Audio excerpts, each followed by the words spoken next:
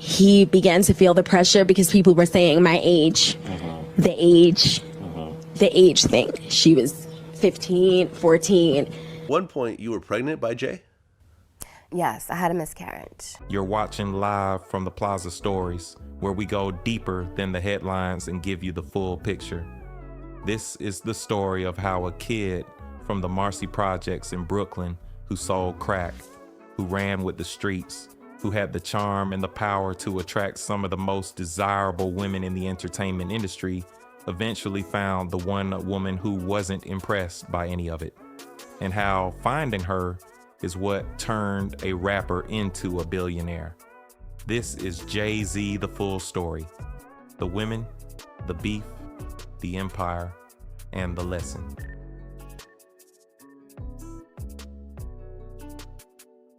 Sean Carter grows up in the Marcy housing projects in Bed-Stuy, Brooklyn. His father leaves when he is 11. He turns to the streets.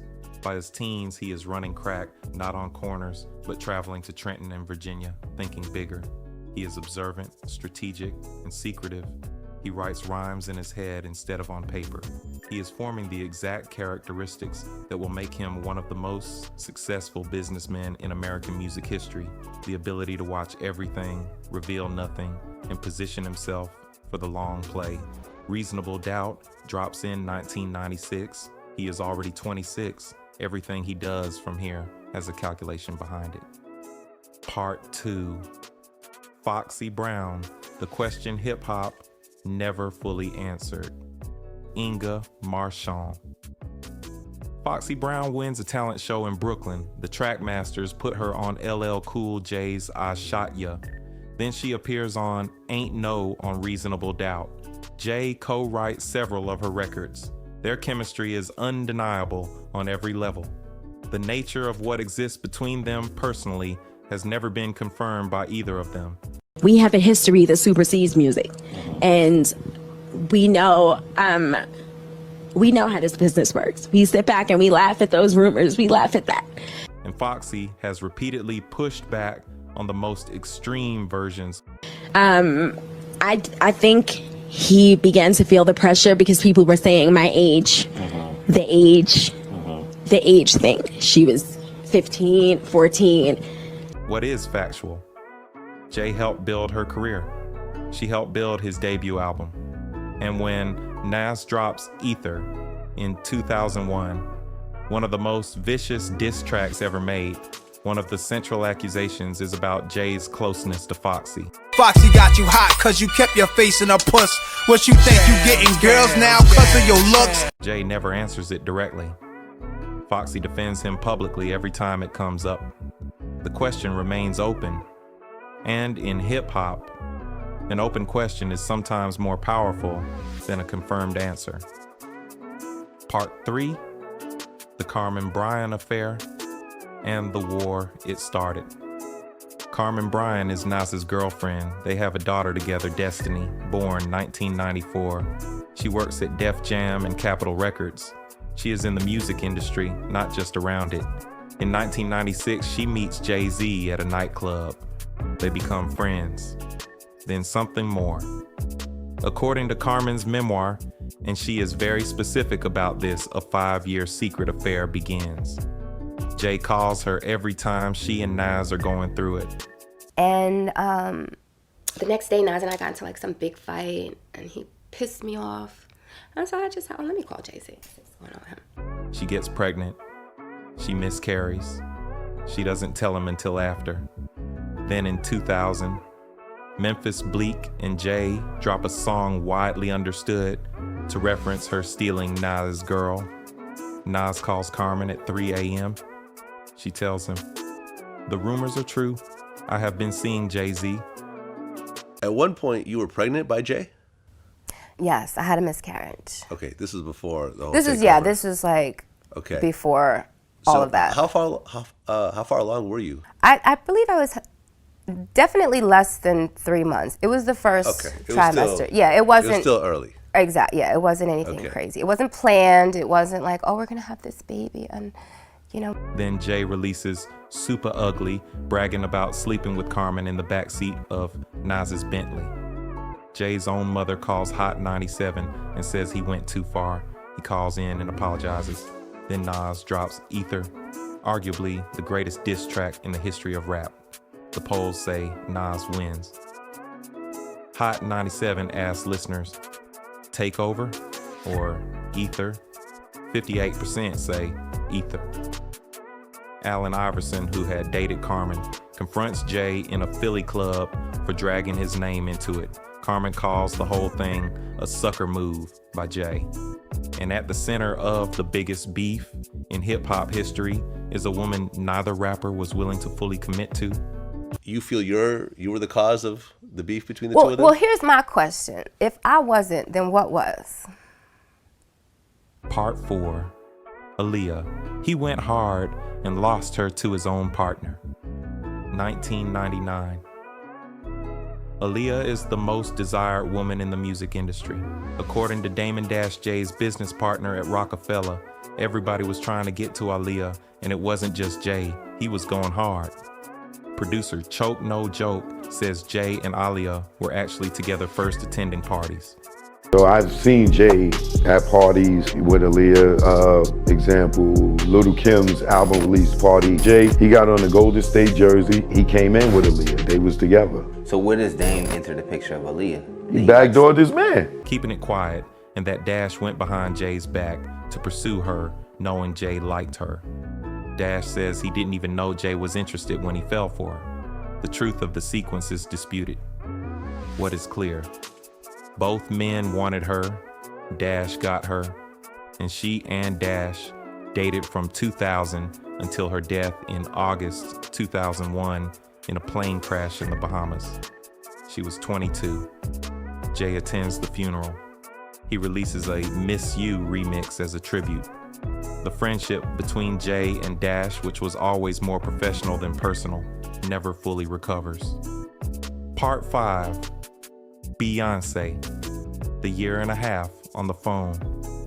Jay meets Beyoncé around 1999. She is 18, already the lead singer of Destiny's Child from Houston.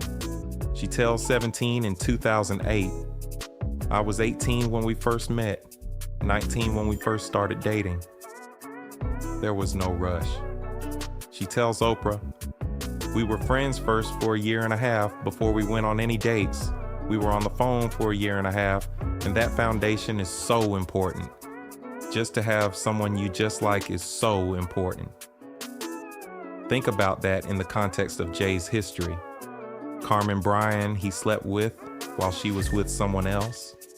Aaliyah he pursued and lost. Foxy he connected with during a meteoric professional moment. But Beyoncé, a girl from Houston who had her own career, her own discipline, her own standards, makes him wait a year and a half just on the phone. No dates, just talking. For the man who ran the streets of Marcy, who moved through the industry like he owned it, who could pick up the phone and call anyone, she is not impressed. And that is what makes her different from everyone else. Part 6, going public through music, then the secret wedding. October 2002. Oh, 3 Bonnie and Clyde drops. Jay raps, all I need in this life of sin is me and my girlfriend. Beyoncé responds, down to ride till the very end is me and my boyfriend. Rockefeller's Biggs Burke hears it in Paris with Damon Dash. Dash says, he's in love. Because with Jay-Z, everything comes out in the music first. 2003. Crazy in Love. She is officially solo. He is on her biggest record. The whole world knows and neither confirms a word. They walk the 2004 MTV VM. As red carpet and coordinating gold, it is done. And then April 4th, 2008, after 8 years of friendship, phone calls, music, and careful silences, they marry at his Manhattan penthouse in front of about 40 people. Lots of crying. They do not confirm it publicly for months. They are, quietly and on their own terms, the Carters. Part 7, the teachable moment. what Beyoncé built in him. Here is what this story actually teaches. Jay-Z came from the streets with every quality needed to be dangerous in the industry. Charm, secrecy, strategy, vision. He could attract enormous talent and power, but for most of his personal life, he operated the same way he ran the streets, taking opportunities, avoiding commitment, keeping his cards hidden. Carmen Bryan was available whenever Nas was away. Aaliyah was pursued from a distance. Foxy was a connection he never publicly claimed. And then Beyoncé, who needed nothing from him, who had her own career and her own money and her own sense of self, changed the equation. She made him build towards something rather than just take what was available. When you watch what they have created together, Roc Nation, Tidal, the catalogs, the business empire that made them both billionaires, the 3 children who are already making their own history, you are watching what happens when a man built for the long game finally finds someone who makes him play it all the way. Part 8, Lemonade 444, and what the accounting cost him.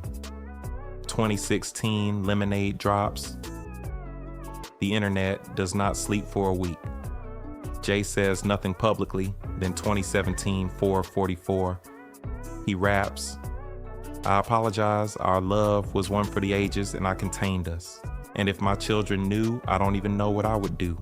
I would probably die with all the shame. He also says, the hardest thing is seeing pain on someone's face that you caused and having to deal with yourself. He does not name names. He does not try to explain. He takes accountability in the only language he has ever used to process the biggest things in his life, the music. They work through it. They release Everything Is Love in 2018, a joint album, a declaration. They take the twins in blue to Paris, and they are still against everything standing. Outro, live from the Plaza Stories. The lesson of Jay-Z is not that he was perfect. He was not. The lesson is that he was always playing chess while everyone else was playing checkers. And when he finally met someone who played the same game at the same level with the same standards, he was smart enough to recognize it and patient enough to earn it. Marcy Projects to the most powerful couple in entertainment history. That is the arc. Drop in the comments, do you think Jay-Z would be where he is today without Beyoncé? Because from where we're standing, the answer is absolutely not. This has been live from the Plaza Stories. Subscribe for more.